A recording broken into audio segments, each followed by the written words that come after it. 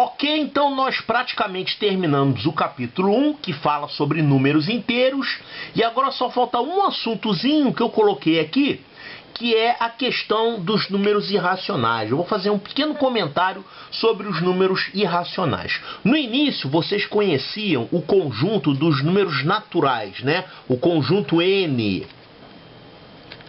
Vamos desenhar aqui num diagrama de Venn o conjunto dos naturais. Existem autores que consideram o conjunto N como sendo 1, 2, 3, etc., até o infinito. E existem autores que consideram o conjunto N como sendo 0, 1, 2, 3.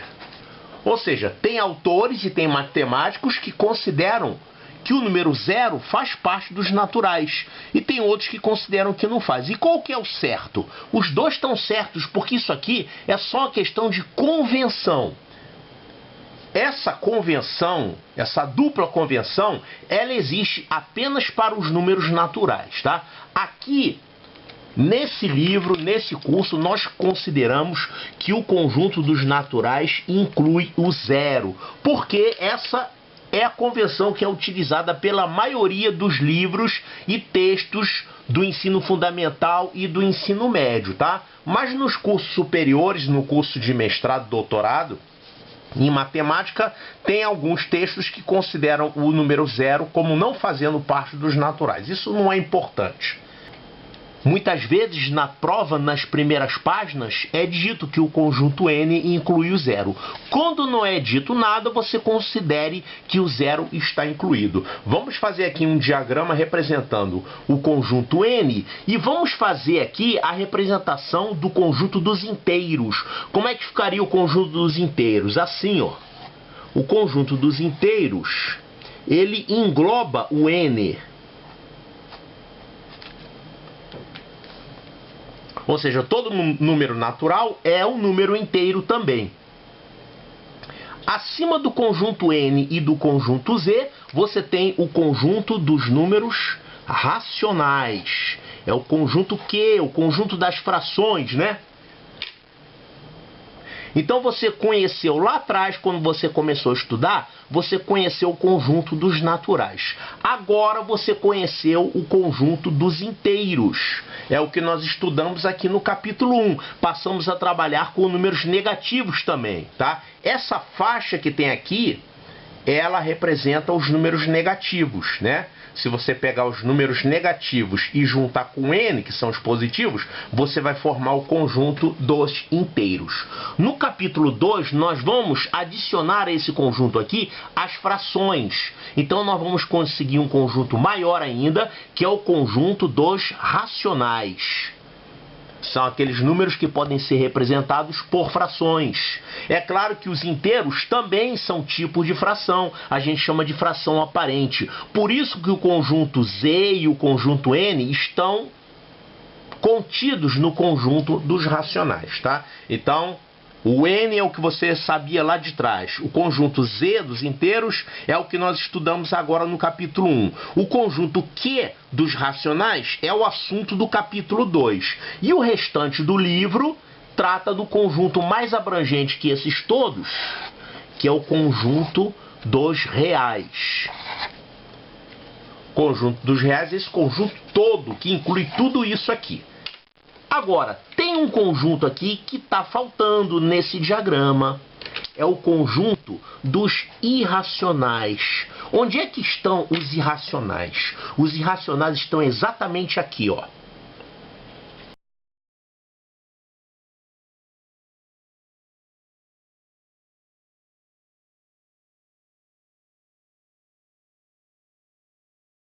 Esse conjunto aqui que está em amarelo é o conjunto dos irracionais.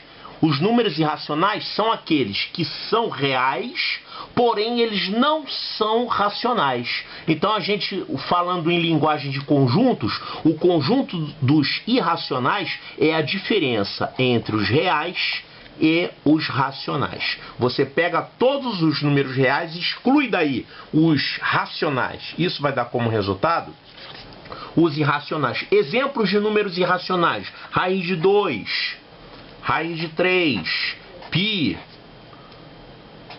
raiz de 5, raiz cúbica de 7 e assim por diante, né? Todas aquelas raízes quadradas cúbicas de qualquer índice que não são exatas, né, que não podem ser feitas, são chamados de números irracionais.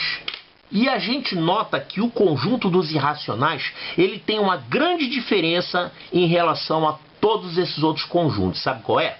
Olha só, aqui vamos considerar o conjunto dos naturais como tendo o zero, tá? Aqui, digamos que isso aqui seja o número zero.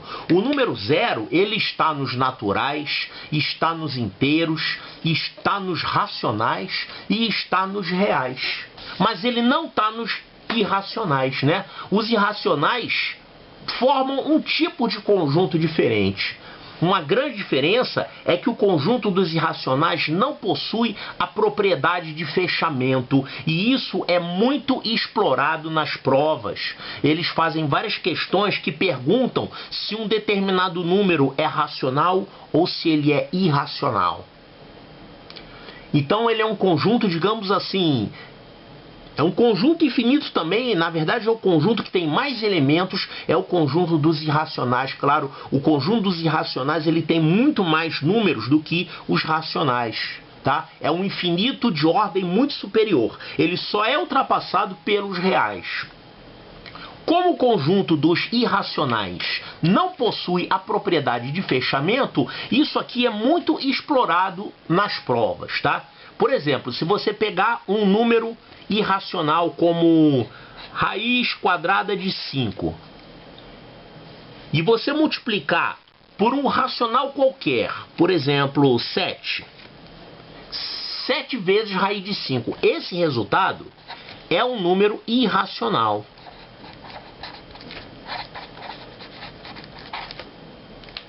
Então, quando você pega um número irracional qualquer e multiplica por um racional, o resultado vai ser um irracional, com uma exceção. Uma exceção. Se você, no lugar para esse racional aqui, se você escolher o zero, tá? Se você pegar 0 vezes um irracional qualquer, por exemplo, raiz de 5, isso aqui vai dar 0, que é racional.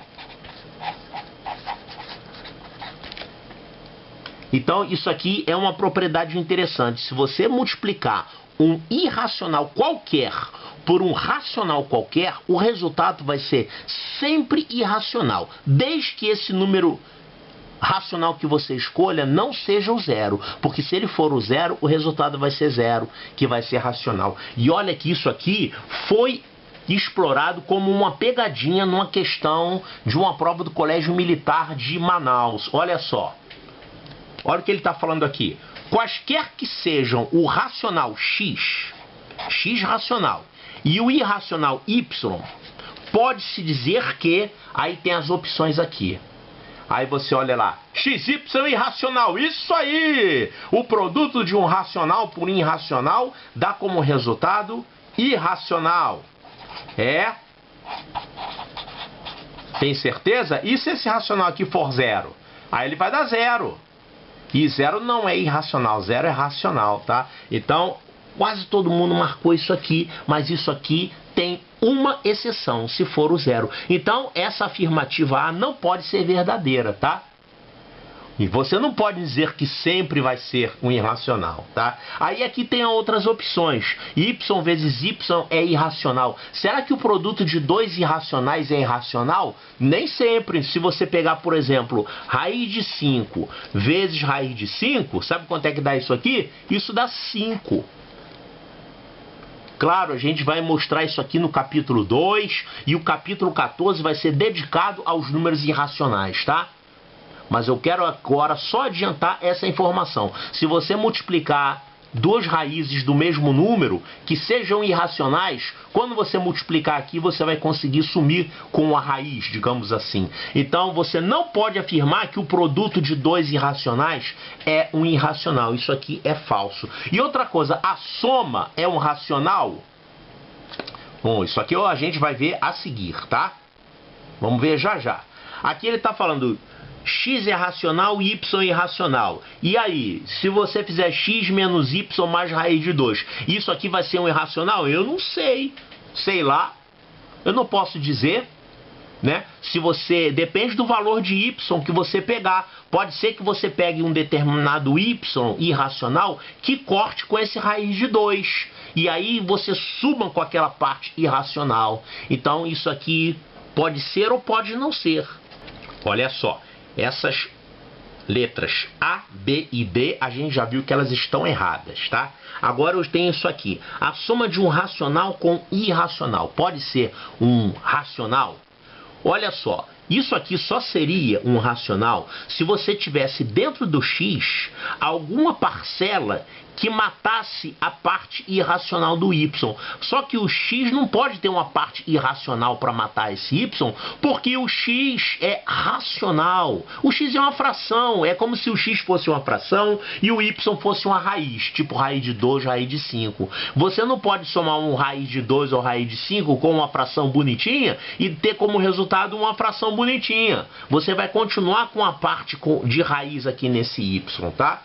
Então isso aqui você também não pode afirmar. Isso aqui está errado também. E isso aqui, essa aqui é a única verdadeira dessas 5 aqui, tá? Porque se você tem o y, um número irracional, se você multiplicar por 2, ele vai continuar sendo irracional. Então você tem aqui um camarada que é do Q, que é racional, e aqui você tem um camarada que é do I, que é irracional. Quando você soma, isso aqui vai ser irracional.